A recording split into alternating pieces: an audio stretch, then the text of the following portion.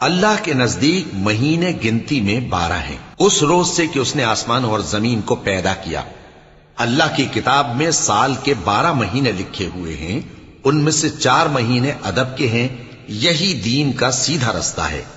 تو ان مہینوں میں قتال ناحق سے اپنے آپ پر ظلم نہ کرنا، اور تم سب کے سب مشرکوں سے لڑو جیسے وہ سب کے سب تم سے لڑتے ہیں، اور جان رکھو کہ اللہ پرہیزگاروں کے ساتھ ہے۔ ادب کے کسی مہینے کو ہٹا کر آگے پیچھے کر دینا کفر میں بڑھ جانا ہے۔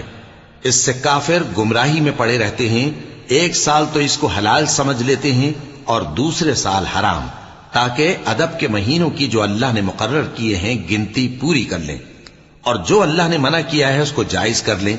ان کے برے اعمال ان کو بھلے دکھائی دیتے ہیں، اور اللہ کافر لوگوں کو ہدایت نہیں دیا کرتا۔